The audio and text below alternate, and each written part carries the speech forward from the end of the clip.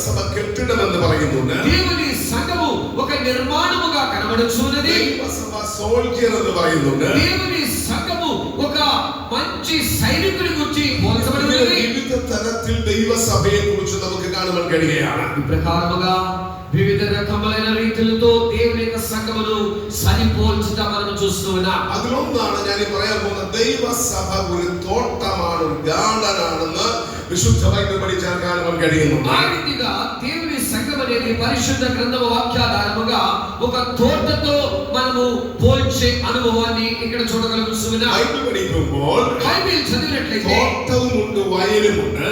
ఇక్కడ తోట ఉన్నది, పొలము ఉన్నది. ഹല്ലേലൂയ. స్తోత్రం. വയൽ ലോകത്തെ കാണിക്കുകയാണ്. ఈ పొలము లోకానికి సాదృశ్యమైనది. തോട്ടം ദൈവസഭയെ കാണിക്കുകയാണ്. అదే సమయంలో తోట దేవుని సంఘానికి సాదృశ్యమైనది. ഹല്ലേലൂയ. స్తోత్రం. വയലിൽ പല വൃക്ഷങ്ങൾ വളരുക തന്നെ ചെയ്യും.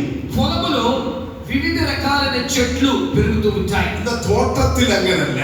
కానీ తోటలో అలా కాదు. തോട്ടത്തിൽ പറിച്ചു നട്ടപ്പെട്ട വൃക്ഷങ്ങളാണ് വളരുന്നത്. తోటలో ప్రత్యేకముగా నాటబడినటువంటి చెట్లు పెంచబడుతూ ఉంటాయి. നമ്മൾ 80ാം സങ്കീർത്തനത്തിൽ 8ാമത്തെ വാക്യം വായിക്കുമ്പോൾ మనము 80వ కీర్తన 8వ వాక్యాన్ని చదివినట్లయితే അവിടെ ഇങ്ങനെ പറയുന്നുണ്ട്, అక్కడ ఈ రీతిగా చెప్పబడి ఉన్నది. നീ മിസ്രയീമിൽ നിന്ന് ഒരു മുന്തിരിവള്ളി കൊണ്ടുവന്ന് నీవు ఐగుప్తు నుండి ఒక ద్రాక్షావల్లిని తీసుకొని వచ్చి ജാതികളെ നീക്കിക്കളഞ്ഞ് అన్య జనులను నీవు తొలగించి അതിനെ നട്ടു എന്ന് പറയുകയാണ്. నీవు దానిని నాటి ఉన్నావు.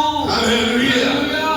ശ്രദ്ധിക്കുക, గమనించండి. ഇത് ഇസ്രായേലിനെ കുറിച്ച് പറയുന്ന ഒരു വേദഭാഗമാണ്. ఈ మాట ఇశ్రాయేలు గురించి చెప్పబడిన ఒక వేదాంశము. ഇവിടെ മിസ്രയീമിൽ നിന്ന് കൊണ്ടുവന്ന ഒരു മുന്തിരിവള്ളിയാണെന്ന്. నీవు ఐగుప్తు నుండి తీసుకొని వచ్చిన ద్రాక్షావల్లి എന്ന് പറഞ്ഞാൽ 430 കൊല്ലക്കാലം ഇസ്രായേൽ ഈജിപ്ഷ്യൻ ക്യാപ്റ്റിവിറ്റിയിലായിരുന്നു, മിസ്രൈമി അടിമത്തത്തിലായിരുന്നു എന്ന് കാണുവാൻ കഴിയുകയാണ്. ఇంచుమించు 430 సంవత్సరములు ఐగుప్తు దేశములో ఇశ్రాయేలీలు చెరపట్టబడినటువంటి రీతిలో బంధకములలో వారు కనబడి ఉన్నారు. അവിടെ നിന്നാണ് ആബീബ് മാസം 14-ാം തീയതി ഒരു കുഞ്ഞാടിന്റെ രക്തത്താൽ ആ ജനത്തെ വിടുവിച്ച് അവിടെ നിന്ന് ദൈവം 40 വർഷം അവരെ നടത്തിക്കൊണ്ടുവന്ന് അവിടെ വാഗ്ദത്ത ഭൂമിയാകുന്ന കനാലിൽ അവരെ നടുവാനിടയായി തീർന്നതാണ്. బానిసత్వపు శృంఖలాలలో ఉన్నటువంటి దేవుని జనాంగమైన ఇశ్రాయేలీయులను దేవాది దేవుడు పస్కా బలిపశు రక్తము ద్వారా అబీబు మాసము 14వ తేదీన వారిని నిబంధన రక్తముతో బయటకు తీసుకొని వచ్చి దేవుని వాగ్దాన దేశమైనటువంటి కానానుకు వారి ప్రయాణాలను కొనసాగింపజేస్తున్నాడు. హల్లెలూయా.